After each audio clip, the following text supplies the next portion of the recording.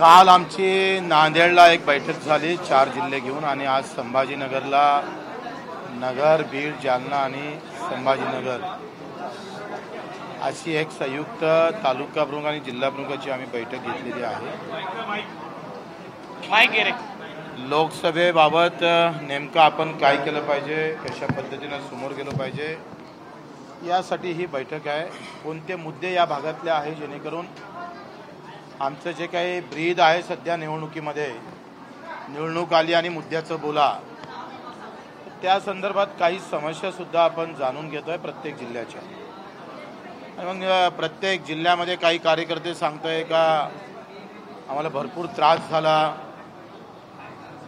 जालन्यातल्या खासदारांना प्रचंड त्रास दिला, काही सांगतात का लंके बरोबर चांगले आहे, असे काही काही कार्यकर्ते इथं सांगायला लागले। काही लोक म्हणतात आम्हीच लढतोय। तर हा सगळा विचार विनिमय घेऊन एक निर्णयापर्यंत आपल्याला जावं लागणार आहे। त्यासाठी ही प्राथमिक बैठक आता मला वाटते आम्ही 4 जिल्हे मिळून इथं घेतलेली आहे, 4 का 5 जिल्ह्यातून, आणि मग प्रत्येक जिल्ह्यामध्ये कार्यकर्त्याचा मेळावा घेऊन निर्णयापर्यंत आपण जाऊ। त्यासाठी या बैठकीचं आयोजन आहे। आपले काही प्रश्न असेल तर विचारा। झालं, आता काय राहिलं अमरावती? नाही, अमरावतीचं काही राहिलं नाही, सगळं पोस्टमॉर्टम झालं, निकाल बाकी आहे तो प्रहारचा आहे।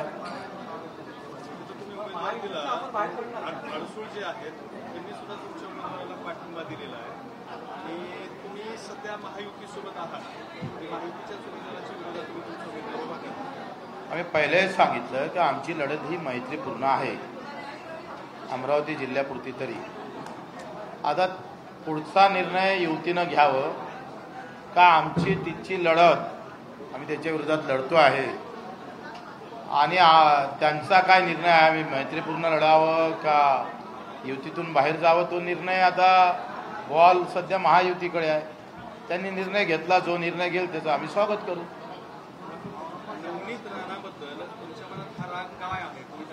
नवनीत राणाबद्दलचा राग नाही आहे। एका इकडे 100 पानाचा रिझल्ट हायकोर्टानं दिला, त्यात स्पष्ट सांगितलं का याच्यामध्ये सगळी बनवाबनवी झालेली आहे आणि गुन्हे दाखल करण्यापासून हा देशद्रोह आहे इथपर्यंत म्हटलेलं आहे। आणि असं असताना 2.5 वर्ष सर्वोच्च न्यायालय निकाल देत नाही आणि मग कोर्टात केस पेंडिंग असताना सुद्धा इथं उमेदवारी दिल्या जातं, या तानाशाहीच्या विरोधात खरं तर आमची एकंदरीत उमेदवारी आहे। रवी राणाचं जे वागणं आहे ते अतिशय मला वाटतंय राग येणारं, संताप येणारं, मग कार्यकर्त्यामध्ये प्रचंड नाराजी आहे। मी स्वतःचा अपमान सहन करन, पण कार्यकर्ते म्हणते का या अपमानात आपल्याला युतीच्या बाहेर निघालं तरी बरं, त्याच्यामुळं आमचा प्रहार कायम राहायला पाहिजे म्हणून आपण ती उमेदवारी टाकली। जिल्ह्यामध्ये संत्रा बागायतदार आहे, केंद्र सरकारच्या निर्णयामुळं संत्रा बागायतदारांना झाडं उपडावं लागले, अशी वाईट अवस्था आली, पण आमचे खासदार काही तिथं बोलले नाही। अशा अनेक गोष्टी आहेत, त्याचं कारण आपण ते उमेदवारी आपण दाखल केली। सरंगे पाटलांचा आणि जो लढा आहे तुमचा आणि त्यांचा संयुक्त लढा होता, त्याच्यात तुमचा सुद्धा सहभाग होता, तुम्ही त्याच्यामध्ये सहभागी झाला होता। म्हणजे राजकीय भूमिका घेत आहे, ते उमेदवार सुद्धा घेणार आहेत, तुमचा तर ऑलरेडी राजकीय पक्ष आहे, तुम्ही पण उमेदवार देत आहे, त्यांच्या आणि तुमचं एकत्रीकरण नाही होणार का? त्या संदर्भात काही चर्चा झाली? मला वाटतं मी काही चर्चा केलेली नाही। त्यांच्या मुंबईच्या दौऱ्यानंतर मला बोलणं नाही, मी बोललो पण नाही, आणि मला वाटतं मी जरांगे पाटलांना पाठिंबा देत असताना मी काही राजकीय विचार करून तिथं गेलेलो नव्हतो, एक सामाजिक विचार होता। त्याच्यानं राजकीय मी त्यांच्यासोबत बोलल्यापेक्षा मला ते योग्य वाटत नाही। प्रत्येकाचा आपापला निर्णय त्या पद्धतीनं घ्यावा, त्या अभ्यास पूर्ण घ्यावा, तशा पद्धतीनं समोर जावं, तो त्याचा प्रश्न आहे। मला असं वाटते का त्यांनी कोणासोबत युती करावी, आमच्यासोबत करावी का अधिक कोणासोबत करावी, सगळे मिळून ठरल्याशिवाय ते होत नाही। आणि त्यांनी युती आमच्यासोबत करावी याच्यासाठी मी काही फोन करणार आहे, आमचा तो स्वभाव नाही. मी उमेदवार टाकायच्या अगोदर फक्त सीएम साहेबांना, शिंदे साहेबांना भेटलो. त्यांचे उपकार आमच्यावर आहे, कारण दिव्यांग मंत्रालय दिलं म्हणून. मला मंत्रिपद भेटलं नाही त्याचा अजिबात राग नाही, वाईटही वाटत नाही. त्याच्यापेक्षा 1000 पट आनंद आजही आमच्या हृदयात आहे, कारण आम्हाला दिव्यांग मंत्रालय भेटलं. म्हणून त्यांचे ऋण आमच्यावर आहे म्हणून मी त्यांना सांगितलं, भेटलो. आणि नंतर दुसऱ्या दिवशी जेव्हा उमेदवार जाहीर केला तेव्हा आम्ही सांगितलं का बैठक संपली, फोन संपले, चर्चा संपली. ब्रह्मदेव जरी आला तर अमरावतीतली उमेदवारी कायम राहील, जिंकून आणल्याशिवाय राहणार नाही. ही आमची भूमिका आहे आणि ती भूमिका आम्हाला खड्ड्यात घातलं तरी ती कायम राहील. विचाराचा झेंडा समाधीनंतर सुद्धा जिवंत राहते, तो झेंडा आम्ही ठेवू. जरांगे पाटलांची राजकीय भूमिका तुम्हाला योग्य वाटते का? तू माझं काय म्हटलंय, ब्रह्मदेवापेक्षा आता कोणी मोठा आहे का?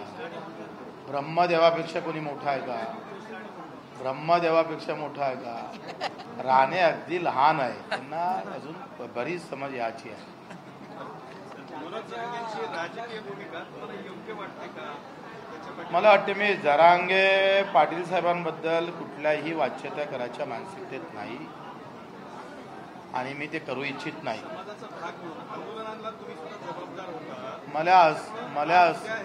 मला असं वाटतं का आपली हा निर्णय समाजाचा आहे.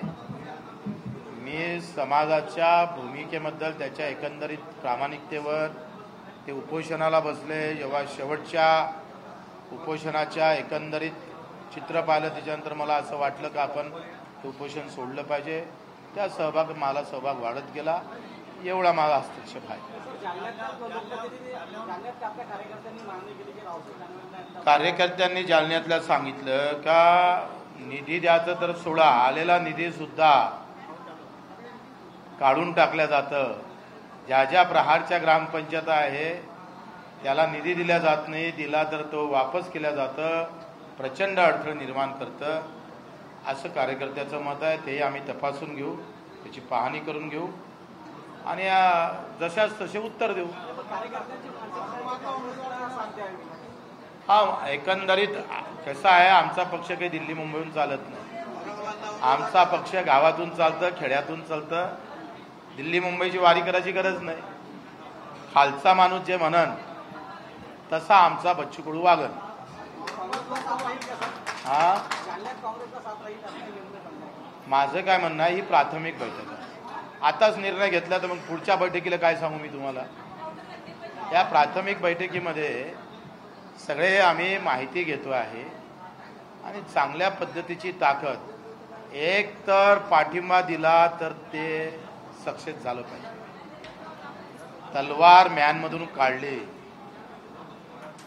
तर पाळूनच म्यान झाली पाहिजे, नाहीतर ते तलवार काढूच नये असं माझं मत आहे. मी तेच, आता ही काही द्या घ्याचा विषय नाही, फक्त चर्चा आहे.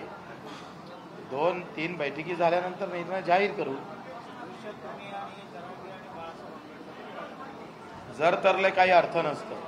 जेव्हा होईल तेव्हा, जसं आम्ही म्हटलं, जर तरवर होतं का? अमरावती आम्ही लढतो म्हटलं होतं का? कधी नाही म्हटलं होतं. पण आखरी काही गोष्टी घडल्या, काही चुका मोठ्या पक्षानं केल्या म्हणून उमेदवारी आली. आता जर तरवर उत्तर देण्यात काही अर्थ नसतो.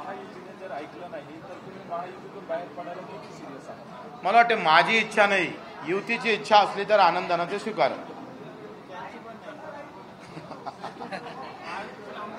तुम्ही तिकडले प्रतिनिधी आहे मला माहित नाही.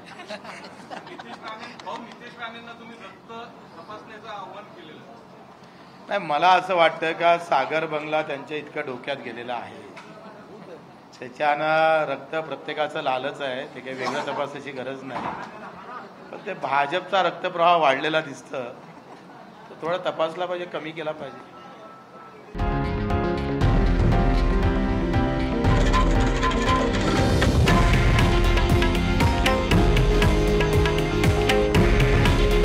हे आहे देशातील नंबर 1 न्यूज नेटवर्क आणि आपण पाहत आहात TV9 मराठी. काळजी तुमची, हित महाराष्ट्राचं.